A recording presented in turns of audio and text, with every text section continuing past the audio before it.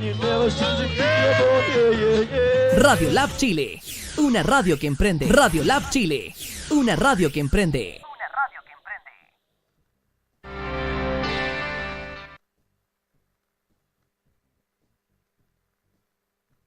Radio Lab Chile, una radio que emprende.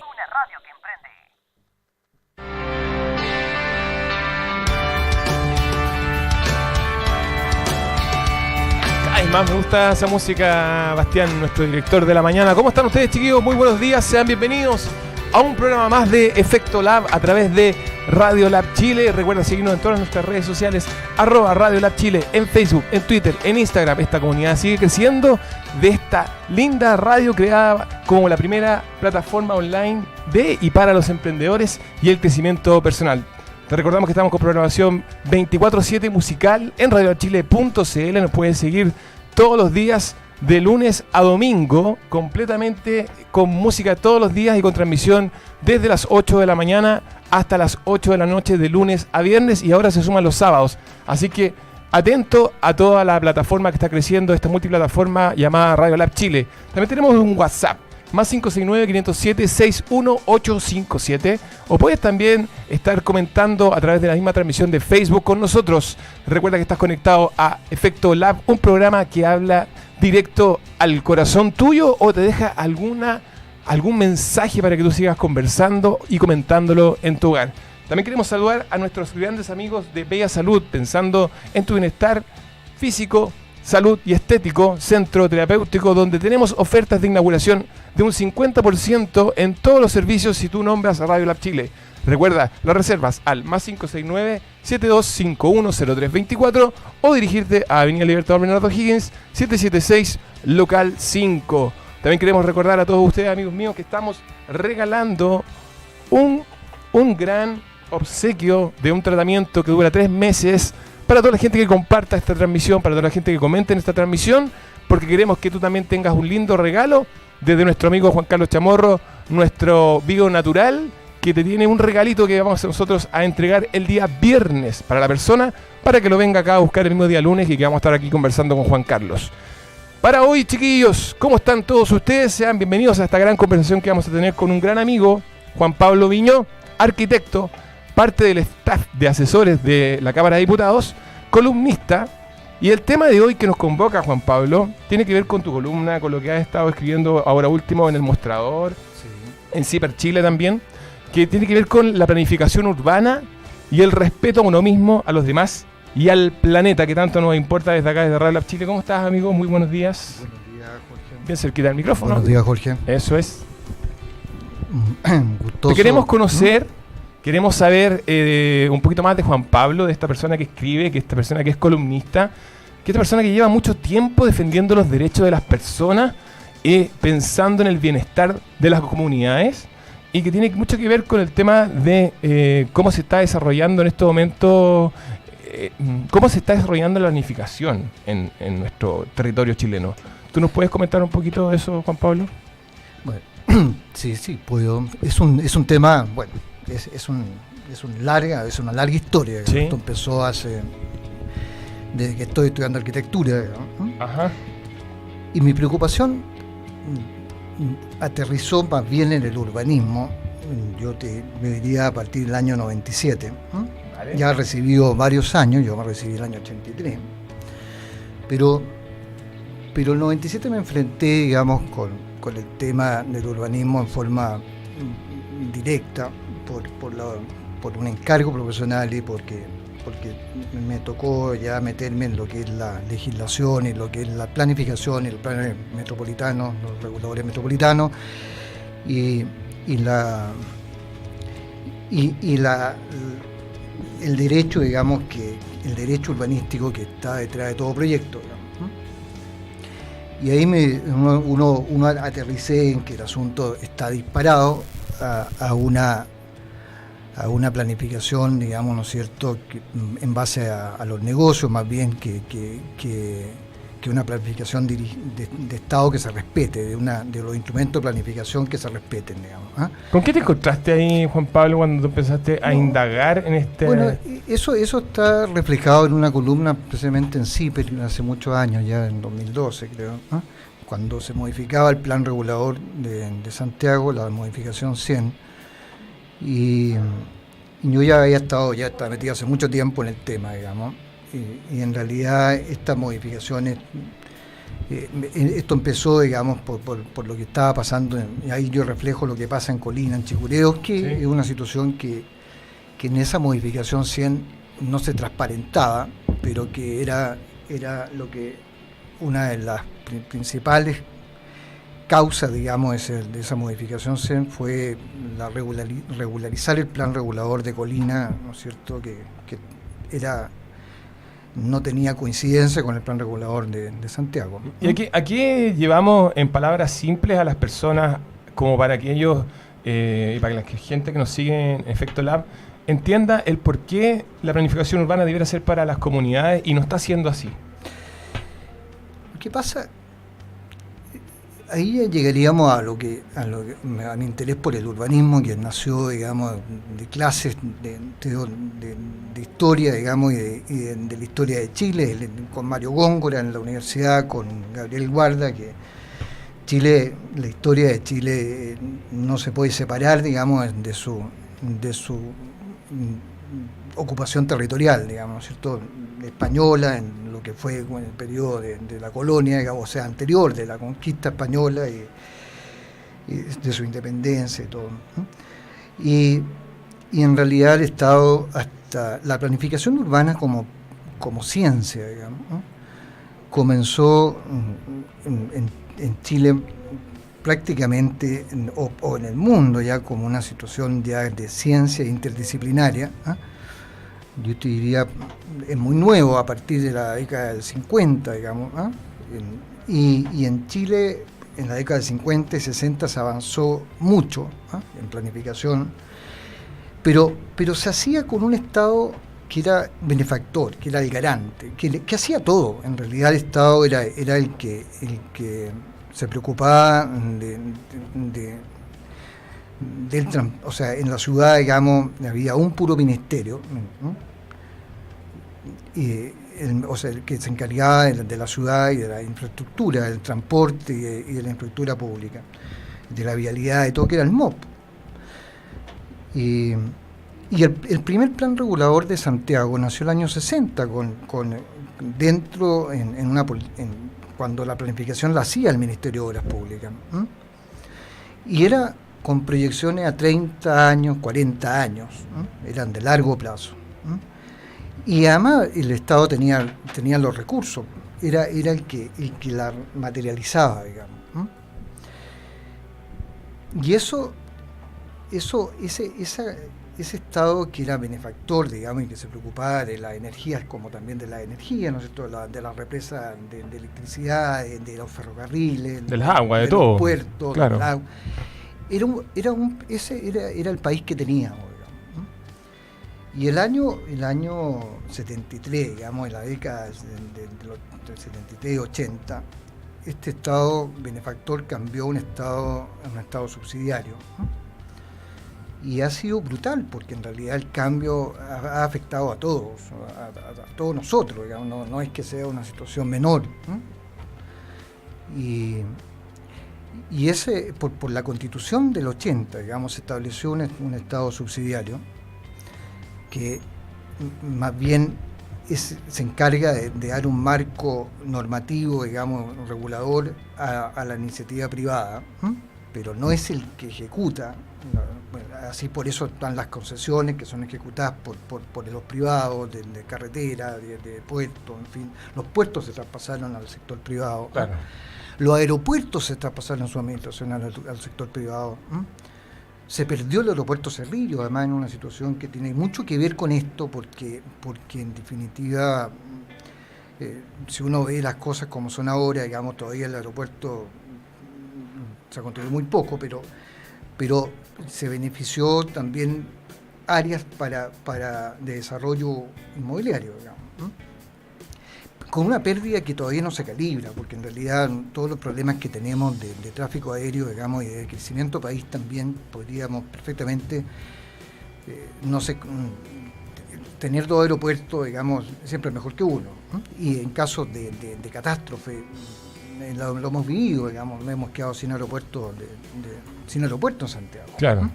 Juan Pablo, ¿por qué es tan importante el tema de la planificación urbana y que la gente también se vaya como interiorizando un poco más en este tema en cuanto al respeto a los demás, al planeta, a uno mismo? ¿Qué es lo que tiene que ver con el tema que está pasando ahora de prácticamente estamos perdiendo el agua?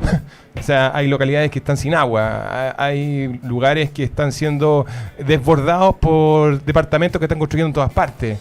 Entonces, en Central, la columna que escribiste tú, primero se autoriza, después se desautoriza, hay pérdida, no hay pérdida. ¿Qué está pasando?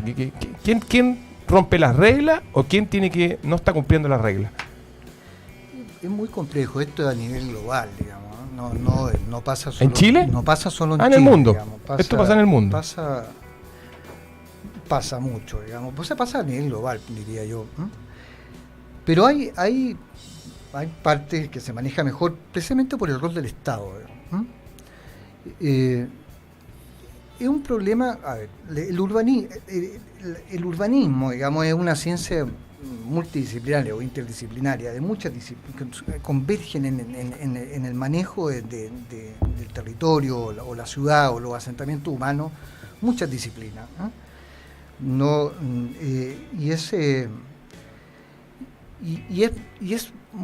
Es básica, digamos, porque en el fondo nos afecta a todo, a nuestra calidad de vida y nos afecta en nuestros costos de vida, y en nuestra felicidad, por lo tanto. Justamente, sí.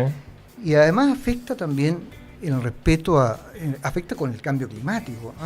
Si las cosas no se respeta la naturaleza y la cuenca hidrográfica de los ríos, y hay ocupaciones en zonas de riego, aparte de poner en riesgo la vida humana, digamos, se afecta brutalmente la naturaleza y los sistemas ecológicos, ¿no es cierto?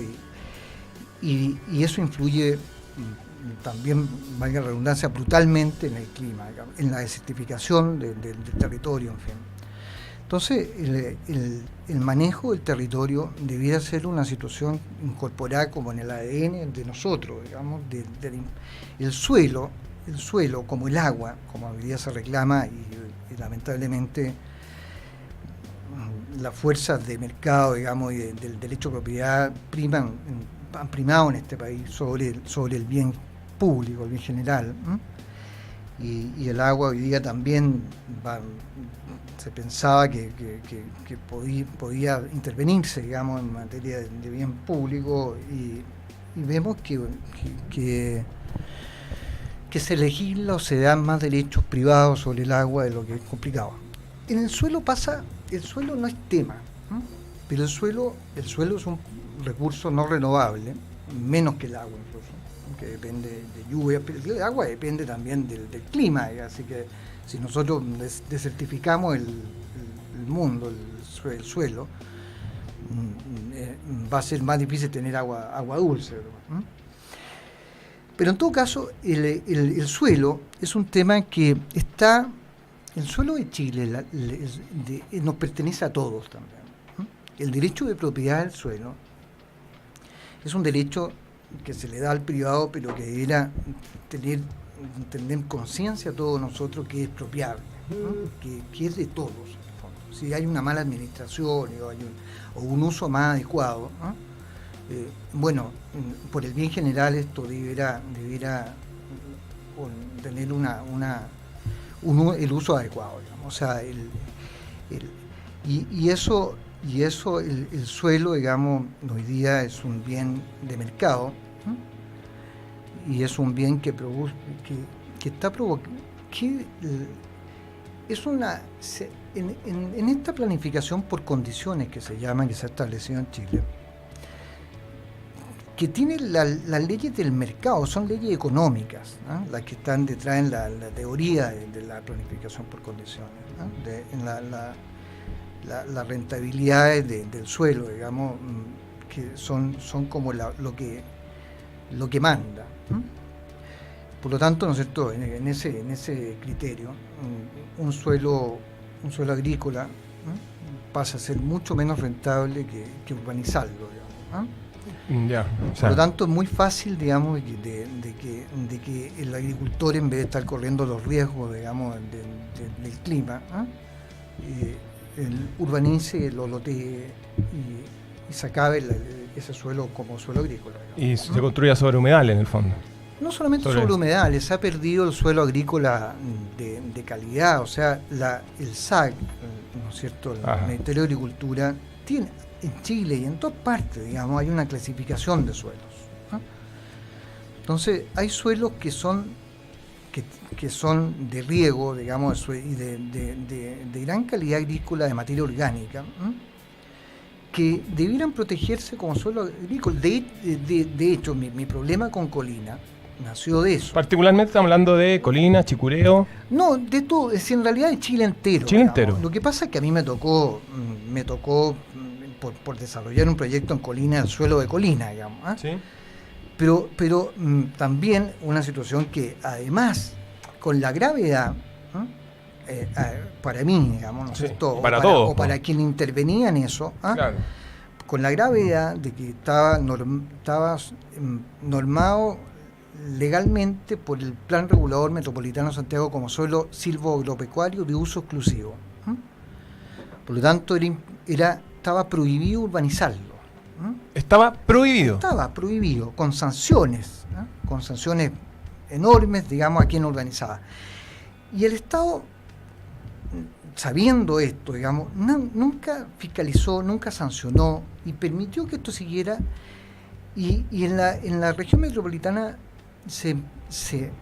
entre comillas, se legalizó, ¿no?, por la SODUC, Zona de Desarrollo Urbano Acondicionado, y el año 97, digamos, se incorporaron, pero en el Plan Regulador Metropolitano de Santiago no era una situación aplicable para todo Chile.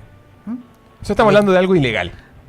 Constitucionalmente todavía no tenían los mismos derechos los suelos agrícolas de la sexta región, de las otras partes de Chile, que los suelos, que la posibilidad de hacer SODUC en la región metropolitana. Por lo tanto, era una cosa de privilegios. Claro. Constitucionalmente no era, tampoco tiene, o sea, es primitivo, digamos, pero sí se ha hecho y se siguió haciendo, pero las regiones copiaron el modelo, obviamente, y también en toda la región, en Talca, Curicó, San Fernando, en Temuco, la región de los lagos, todo se subdividió por los 5.000 metros y se ha parcelado y se han hecho urbanizaciones de parcelas de agrado. Y eso, digamos, ¿no es cierto?, ha sido un problema no menor, ¿no?, que afecta, digamos, ¿no es cierto?, en la ocupación. No hay un ordenamiento territorial, digamos, ¿no?, y Talca ha crecido, ¿no es cierto?, con una ocupación de suelos agrícolas brutal, ¿no?, y otras, Curicó, o sea, muchas, el mismo Rancagua, lo que pasaba con Machalí, el problema de Machalí, ¿no?, que en realidad, sin aún estar modificados los límites urbanos, empiezan estas presiones, digamos, por negocio, ¿no? Claro. Y en vez de fiscalizar, en vez de no permitirlo, se modifican los marcos legales, se modifican los instrumentos de planificación, y se hacen esos grandes negocios. ¿Y cómo se modifica? ¿Cómo se llega a modificar un tema que... Es que no hay voluntad política, Jorge. No hay voluntad. No hay voluntad política como para poder... O sea, lo que pasa es que este país no tiene una ley de ordenamiento territorial. A ver, es todo es suma para esto, ¿no?, que el país, digamos, que sea un país subsidiario en materia de emprendimiento, ¿no?, es importante para que ocurra esto. Que los marcos, por lo tanto, normativos y legales, se adecúen a ese sistema, a ese país, de emprendimiento, de emprendedores, sin cultura de lo que es el suelo, digamos, de lo que es el urbanismo, de la complejidad de lo que es el urbanismo, porque todos se las dan de urbanista urbanizando, digamos, Uh-huh. pero eso no es urbanismo.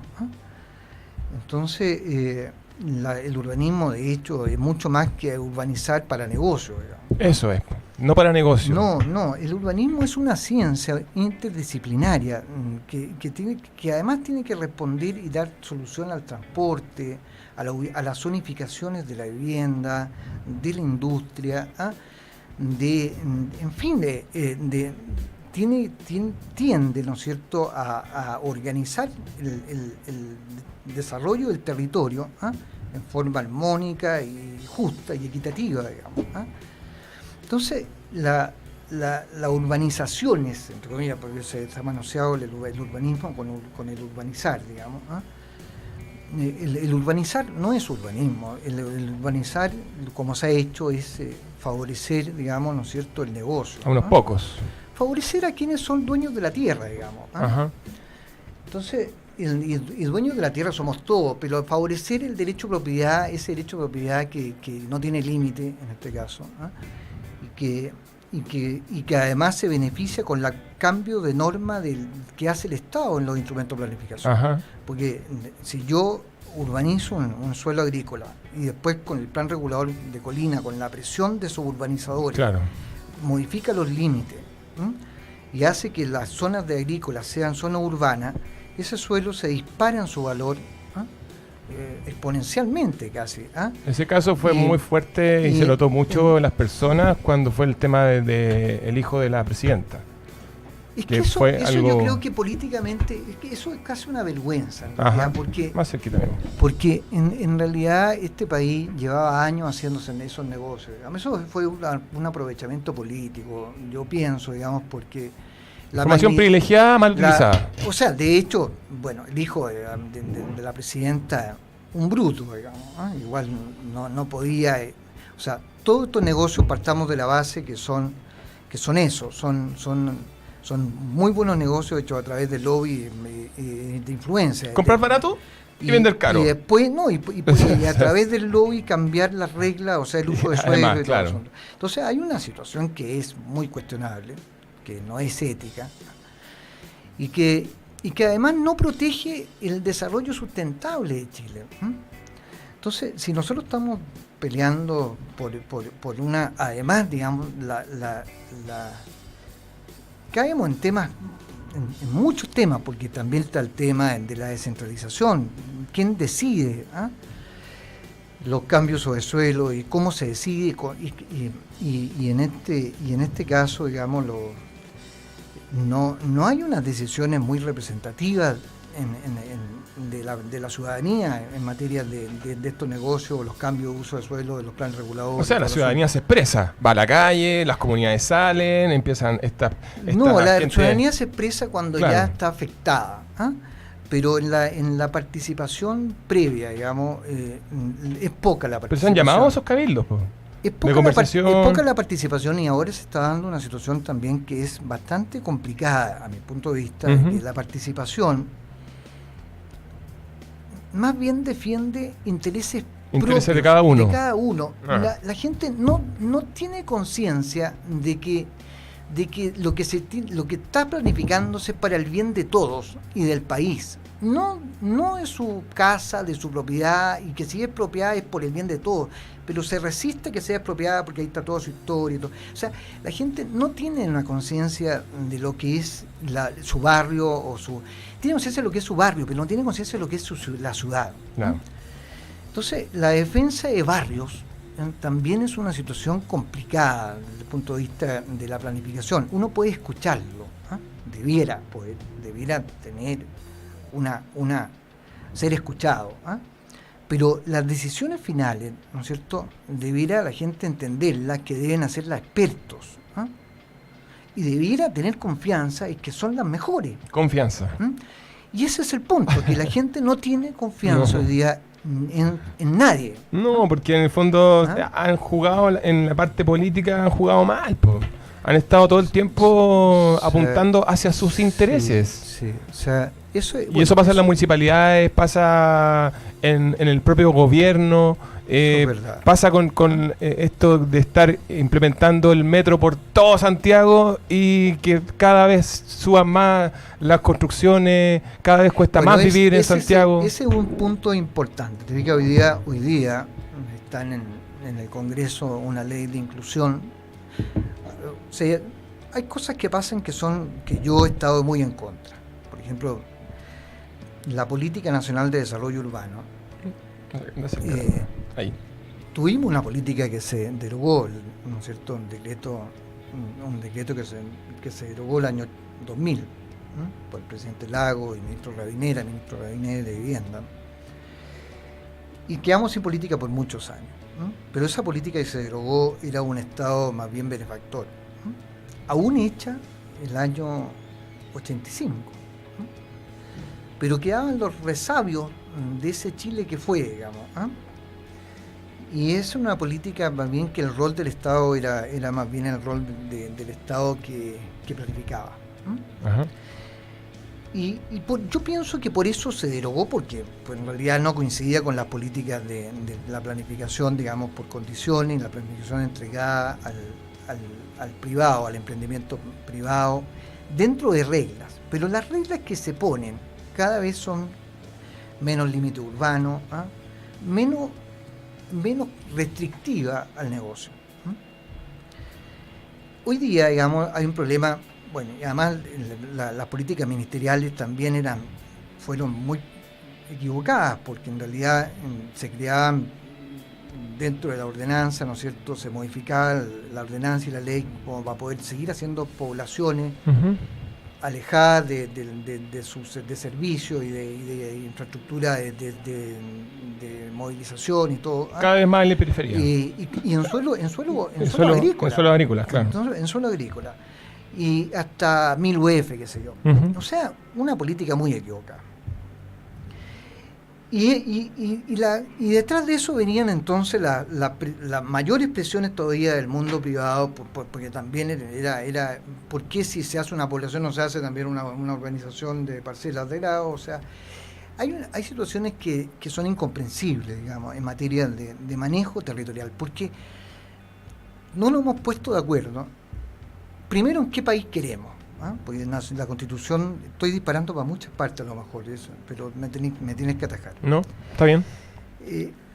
En la Constitución, el país venía hasta el año 73, a lo menos, ¿cierto? O hasta el 80 de la nueva Constitución, con una nación que era benefactora, y que en el fondo había una institucionalidad pública que apuntaba a un desarrollo país, digamos, ¿cierto? En que se veían se invertía, ¿no es cierto?, consensuadamente, interdisciplinariamente también en el territorio, para poder desarrollar la economía y el desarrollo social y todo.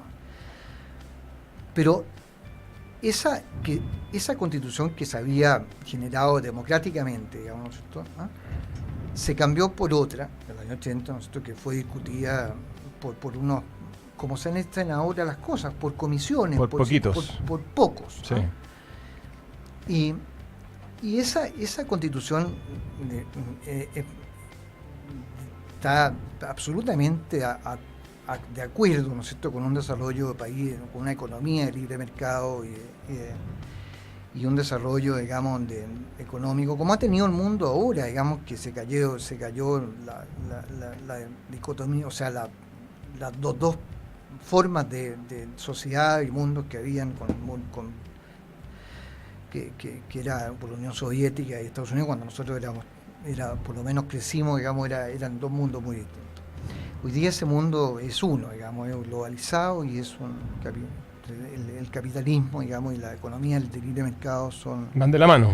Hasta China, digamos, la ha adoptado, digamos, sí, es un tema comunista. Entonces, esta economía en realidad ya no tiene ni siquiera un nacionalismo, porque mira lo que ha pasado en Europa con, ¿cierto?, la Unión Europea y el Brexit. Ahora Inglaterra se quiere salir porque se vio en un minuto, digamos, que querían mantener más bien su nacionalidad, en fin, pero se rompen incluso los nacionalismos con esto.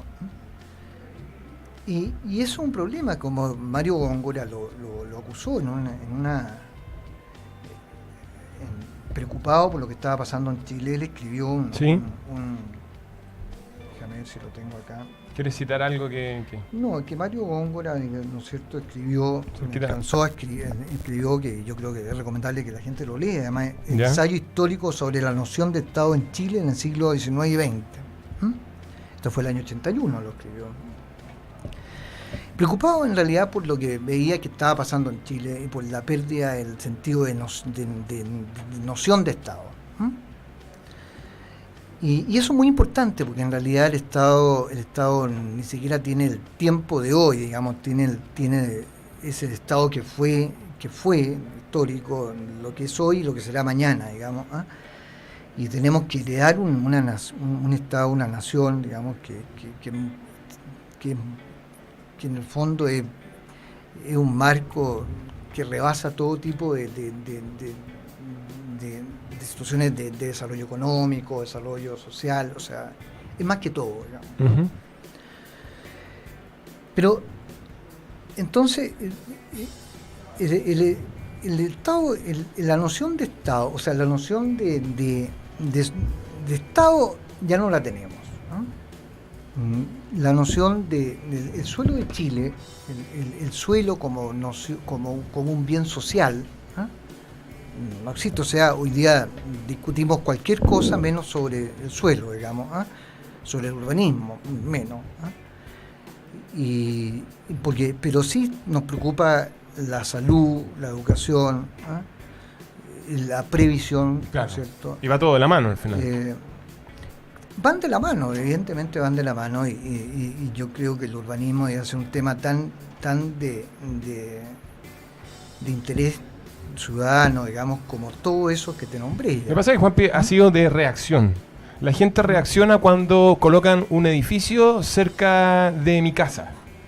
O cuando están construyendo... Es que se hace muy mal. Yo creo que... Yo quería decir, ¿sí?, por eso... el asunto es una vergüenza, en Ajá. realidad, desde el punto de vista urbano, del urbanismo, digamos, lo que ha pasado en la Estación Central. Y yo pienso que la formación profesional hoy día es muy deficitaria, se ignora muchas cosas. La formación profesional de tus colegas. De mis colegas, pero en general de todo, digamos, en todas las carreras. ¿Ya? Los abogados saben muy poco de derecho urbanístico, prácticamente hasta hace muy poco ni se enseñaba. ¿A quién le conviene que todo esto siga así? Bueno, es un paraíso para el negocio inmobiliario, para la rentabilidad del suelo, digamos. En este minuto,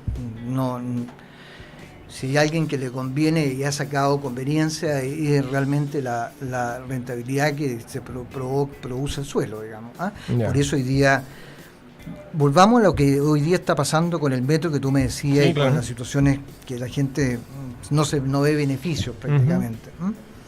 Hoy día hay una ley de inclusión social que pretende, o sea, tiene buenas intenciones, porque, ¿no es cierto?, evidentemente el Estado quiere que el Estado, el mismo, tenga derechos sobre los planes reguladores para que en los corredores de transporte público se fijen densidades habitacionales y alturas de edificios, por lo tanto, mayores. Lo que es absolutamente lógico. Claro. Y nadie puede, digamos, pensar que está mal pensado, digamos. Pero lo que está mal pensado es que en realidad la participación ciudadana, lo que está en el proyecto de ley a lo menos, es que el MIMBU puede cambiar los planes reguladores que se han sancionado y debatido por las comunidades, uh-huh, y se han aprobado supuestamente por la Ceremi y por el MIMBU, ¿no? Y hoy día podría si aprobáramos esta ley de inclusión, digamos, el Ministerio decidir cambiar ese plan regulador y esas densidades aprobadas ya por la ciudadanía sin participación de la ciudadanía, lo que tengo entendido yo como proyecto de ley. Eso no es inadmisible. Eso va a provocar más problemas todavía. Claro, sin participación ciudadana eso no se hace. Eso va a provocar muchos problemas. Entonces, el cuento está en que... Pero esto también bajo una ley de mercado. porque se pretende de facilitar este cambio, ¿no es cierto? Después se van a licitar el suelo urbano o lo que sea del Estado también, el suelo que es del Estado, que sea de instrucción de organismos del Estado, podría ser un banco de suelo, digamos, y licitarse a privados para que construyan con inclusión social un porcentaje de vivienda social dentro de los proyectos inmobiliarios que ellos hagan, digamos, ¿no? Sí. Lo que no tengo claro todavía, y lo que parece que, por lo menos lo que se lee en la ley, es que la inclusión social se hace en los mismos edificios, digamos, un porcentaje de esos edificios que se hacen para la clase media Sí. son de departamentos que el Estado subsidiaría para gente de menor ingreso. O sea, quieren hacer a todos vivir juntos. Claro, y eso yo creo que no es... ¿Es viable? Yo creo que no. Ya. Yo creo que eso va a costar mucho al Estado en subsidios, digamos, porque tienen que seguir manteniendo los gastos comunes y todo el asunto. Y yo pienso que también la gente misma no se sentiría cómoda, digamos, ¿no es cierto?, estando en un nivel de ingresos muy distinto, digamos, ¿ah? Ajá. Entonces, lo que sí es viable, y lo que yo creo que es muy viable y que se ha hecho se ha hecho en Brasil, nos han mostrado aquí que se ha hecho en Brasil, es que el Estado planifica. El Estado es un cambio. Espérate, esta modificación se quiere sin cambiar el derecho de propiedad. O sea, el derecho de propiedad igual de la persona que se ve beneficiada con esta decisión del MIMBU, que son suelos privados, va a seguir siendo beneficiada enormemente, porque de pasar a tener una altura en Providencia, por ejemplo, con Vicuña Maquena, que hoy día tiene baja altura, digamos, ¿ah? Si lo subiera, ese propietario se beneficia enormemente. Vendiendo su terreno y construyendo un edificio. Claro, porque le van a pagar mucho más, va a valer mucho más. Claro. Eso porque no se toca el Estado de Derecho, el derecho de propiedad. No. Y en la esencia del derecho, y en Brasil, por ejemplo, yo acuso en una columna que no se ha publicado, pero lo he dicho en CIPER, en algunos comentarios, hago otras columnas. El derecho de propiedad en Brasil se cambió, o sea, se modificó constitucionalmente, y en Código Civil se definió lo que es la esencia del derecho de propiedad. Y eso fue un cambio fenomenal, porque la esencia del derecho del uso de tu propiedad, digamos, que es el uso de tu propiedad, se condicionó a 2 o 3 pisos máximo, que te permite vivir ahí, o sea tener ese derecho de uso, sea el que sea, industrial, habitacional, mixto, pero sobre ese derecho que es básico, que es lo que la gente tendría a construir, digamos, ¿no es cierto?, sin plan regulador alguno, digamos. Sobre ese derecho, lo que determine el instrumento de planificación, el plan regulador, en Brasil pasó a ser un derecho del municipio, del fisco, y se licita ese derecho en las inmobiliarias, en el sector privado, en la bolsa de comercio, digamos. Se licita ese derecho a construir en altura, marcado por instrumento de planificación. Y el mejor licitante se lleva el negocio calculando su rentabilidad y sus cosas. Pero el Estado entonces capta una plata interesante, que hoy día la capta el privado. Claro. Y con esa plata el Estado planifica la ciudad, o sea, se encarga de que la carga del bien común, de que la carga que va a provocar, claro, ¿no es cierto?, en las vías, en las calles, en las vías de tránsito, esa densificación mayor sea soportable. Por ejemplo, si hay ensanchamiento de calle, tienen que planificar el suelo urbano, y los equipamientos que necesita la gente que va a vivir ahí también. Buenísimo, ahí hay una planificación social, y tienen los recursos para hacerlo. Y la gente, por ejemplo, la gente que vivía en estas zonas, ¿no es cierto?, de remodelación urbana, que determinan los planes reguladores, que vivían en casas en miseria, digamos, ¿no es cierto?, o casas básicas, muy básicas. El Estado los mueve de ahí,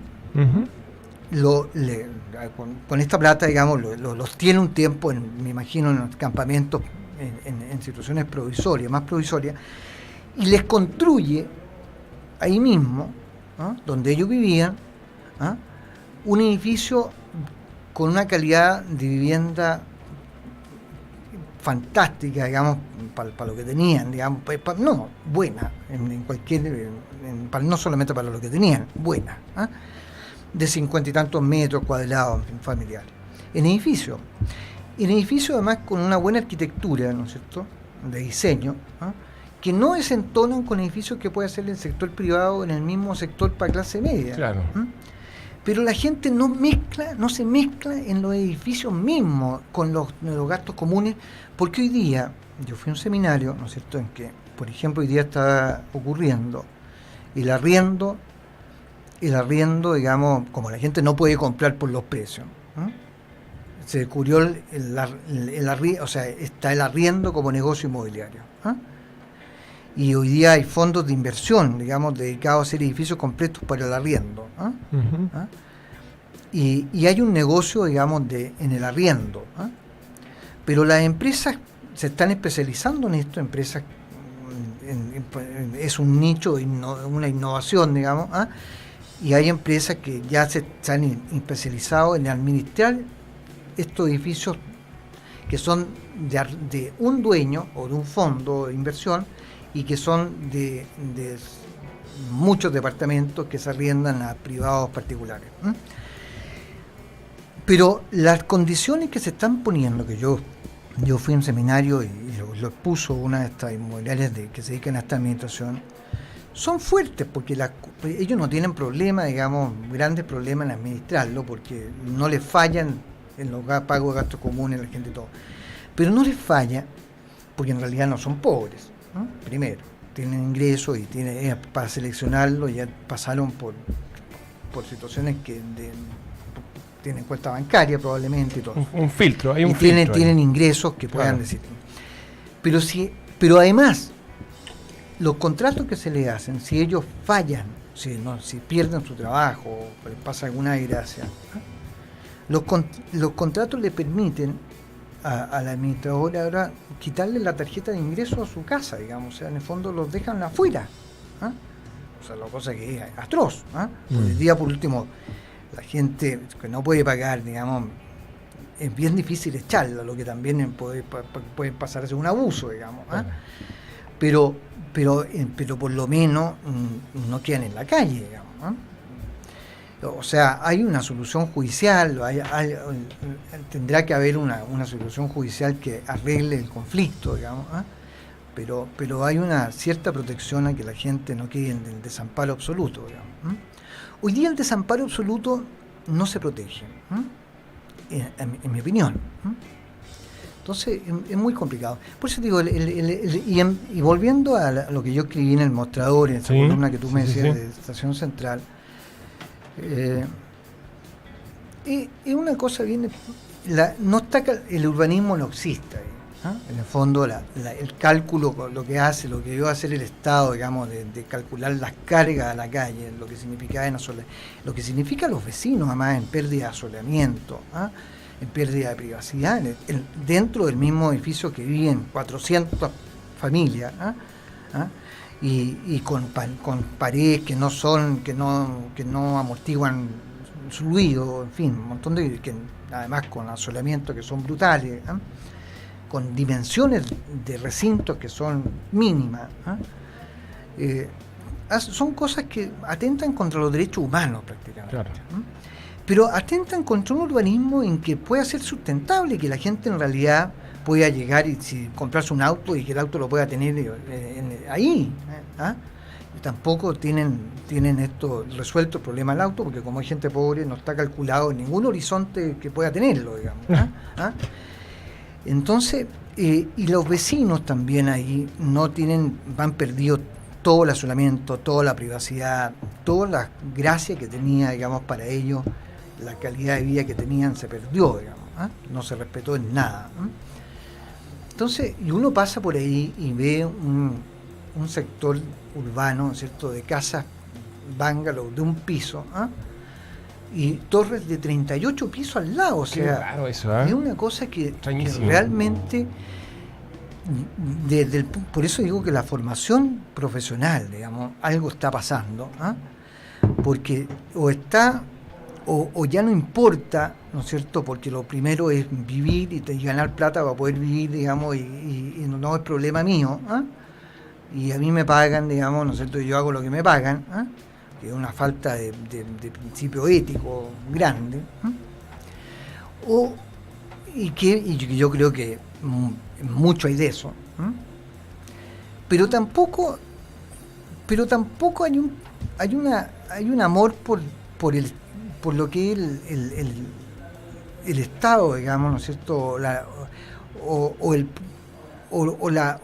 o la preocupación por el otro, digamos. Claro. Hoy día se ha acentuado mucho el asunto del individualismo más espantoso, y lo único que importa es que yo esté bien económicamente, y no se cuestiona a nadie, la gente pobre tampoco, y la gente lo ve como una oportunidad, po. la gente hoy día, por algo, ¿no es cierto?, también en otro, no quiero compararlo, pero con el negocio inmobiliario, pero en definitiva en los sectores de bajo ingreso, en las poblaciones, ¿no es cierto?, es una falta de ética espantosa el narcotráfico, y la preocupación por el otro tampoco existe, digamos, entonces tampoco pueden cuestionar, digamos, o sea, no hay moral.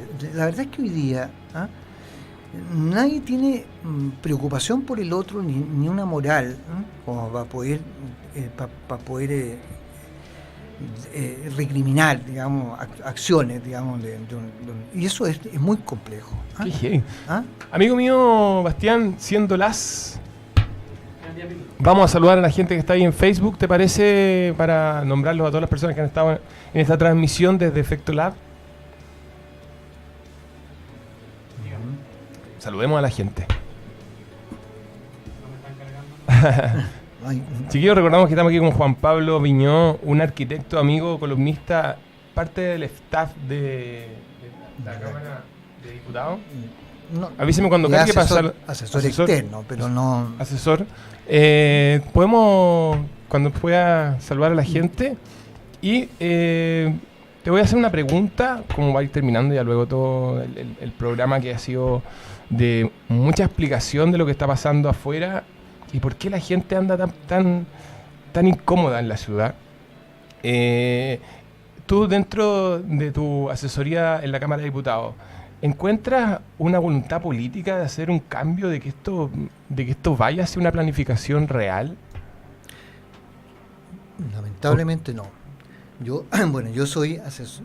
Yo participé, ya dije, mi preocupación por el urbanismo, ya me aterricé ya con mucho tiempo dedicado a la política urbana y a la legislación urbanística, el año 97, digamos, por este asunto que me tocó hacer en Colina, y ya son varios años, ya 22 años yo, y me he hecho bastante especialista en temas de legislación urbanística y planificación urbana, digamos, en forma más bien autodidacta, porque en realidad yo no tengo título de planificador urbano, ni diploma alguno de doctorado, magíster, digamos.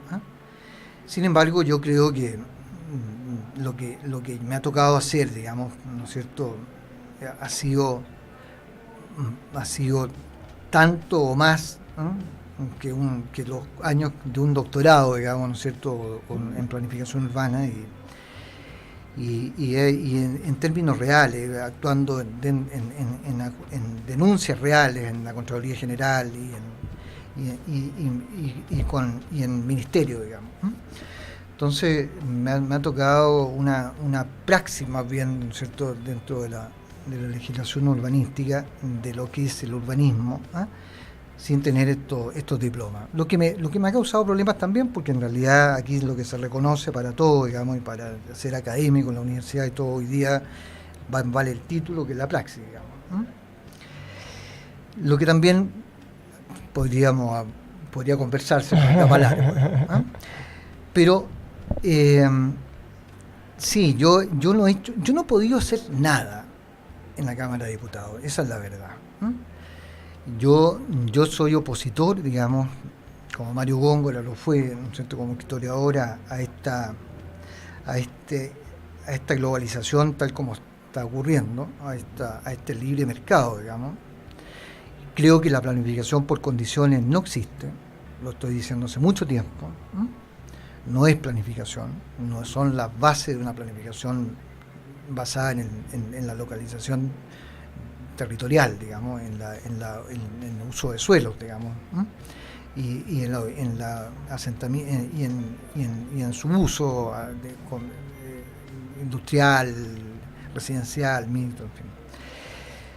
Son, como te decía, más bien leyes de mercado, leyes de tasa de retorno, digamos, de inversión, pero no son leyes que puedan explicar el urbanismo o la urbanística, que es el diagnóstico y las soluciones. Bueno, y dentro de la Cámara yo no he podido hacer prácticamente, no he podido hacer nada. No, porque no hay voluntad. No hay voluntad política. No. Se ha legislado brutalmente en los últimos tiempos, aún con más celeridad, en cambios constantes a la Ley General de Urbanismo y Construcción y a la ordenanza, en leyes que la modifican, digamos. Y la última que yo he hecho una batalla es con la Ley 20.958, digamos, del año 2016, que todavía supuestamente no entra en vigencia, no entra en vigencia por un reglamento del Ministerio de Transporte, pero yo pienso que sí tiene.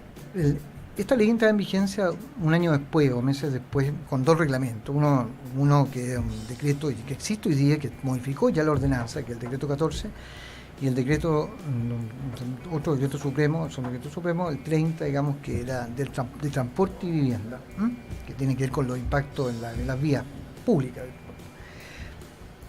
El de las vías públicas de transporte no ha sido aprobado por la Contraloría, todavía está sin publicar en el diario oficial. Por lo tanto, la ley aparentemente no es posible publicar. Pero esta ley es fatal. O sea, ojalá no se publicara, pero ya modificó la ley, porque el otro reglamento se publicó, ya modificó la ordenanza. Y la ley también está publicada. Entonces yo no sé hasta qué medida esto en la asesoría urbana, en la dirección de obra, no está vigente ya. Y es terrible porque en realidad las afectaciones de utilidad pública que marcan los instrumentos de planificación para plazas, calles, equipamiento, en fin, el propietario del suelo puede hoy día modificar esas afectaciones o sesiones mediante permuta o pagos. O sea, es lo mismo que pasaba con una ley que se derogó por otra, la ley 19.939, que había derogado la afectación de utilidad pública después de 5 o 10 años, que si la municipalidad no la hacía, quedaba para el privado y ya no se podían hacer. Eso se derogó, por suerte, pero significó prácticamente la muerte de planes reguladores completos, digamos, y pérdidas del Cerro Alvarado, por ejemplo, en Vitacura. Se derogó por otra ley, la 20.791, el año 2014. Pero esa ley tampoco se ha respetado.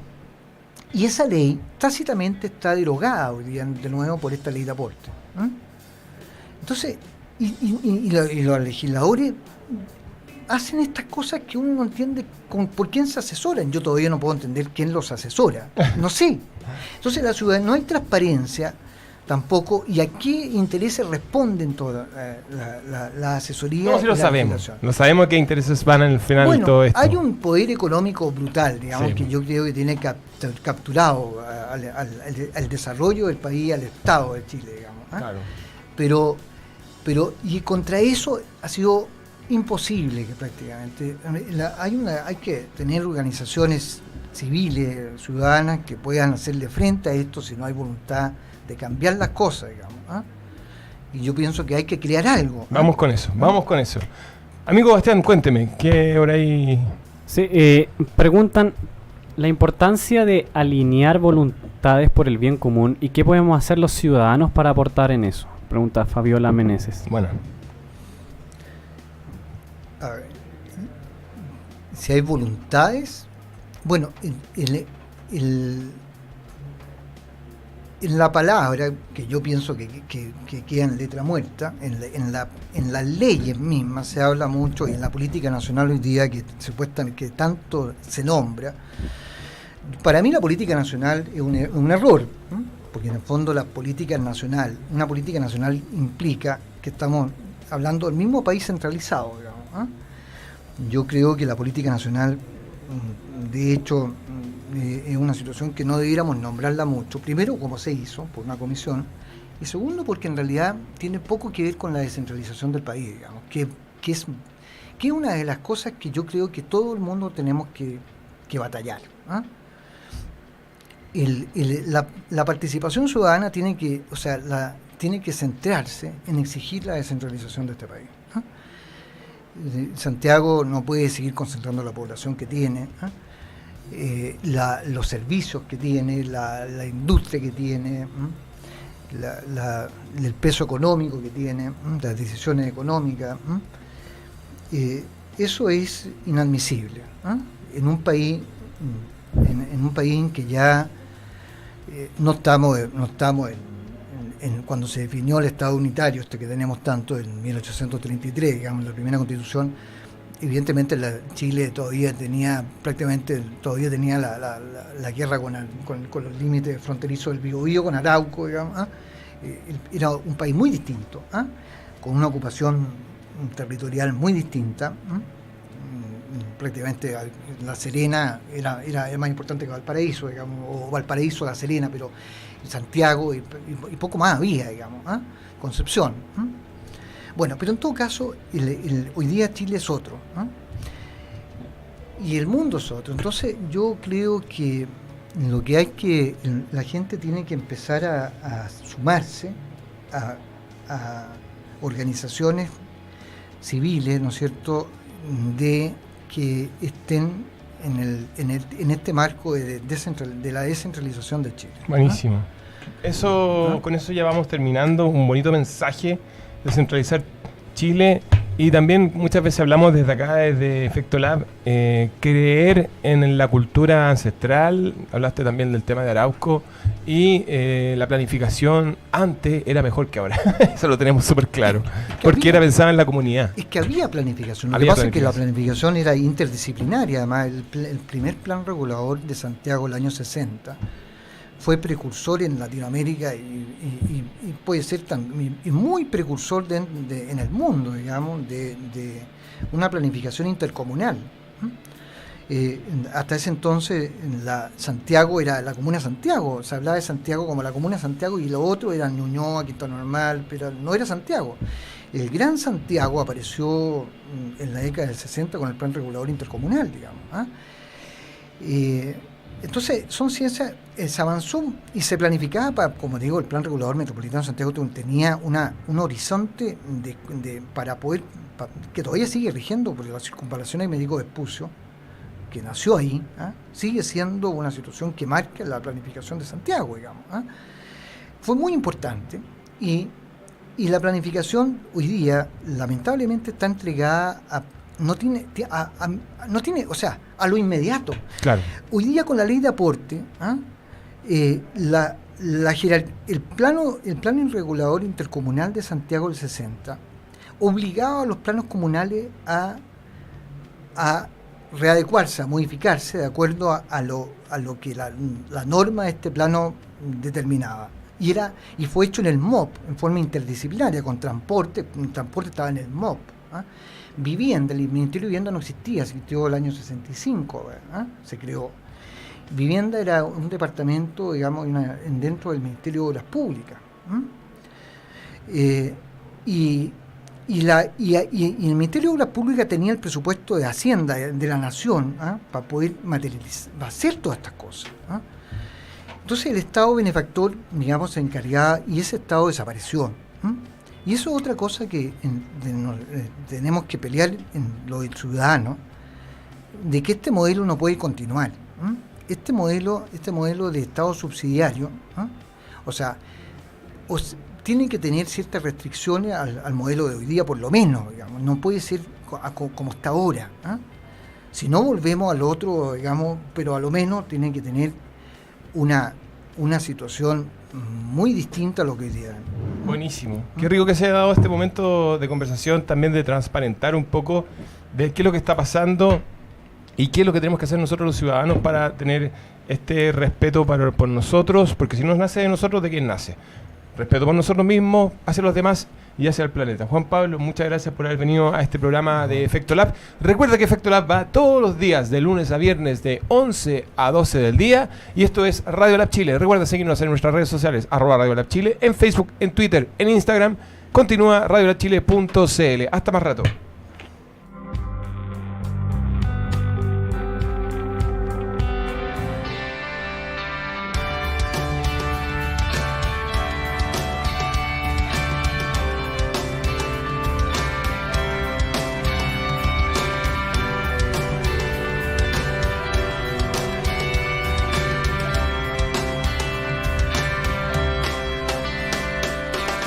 Radio Lab Chile, la revolución de los emprendedores.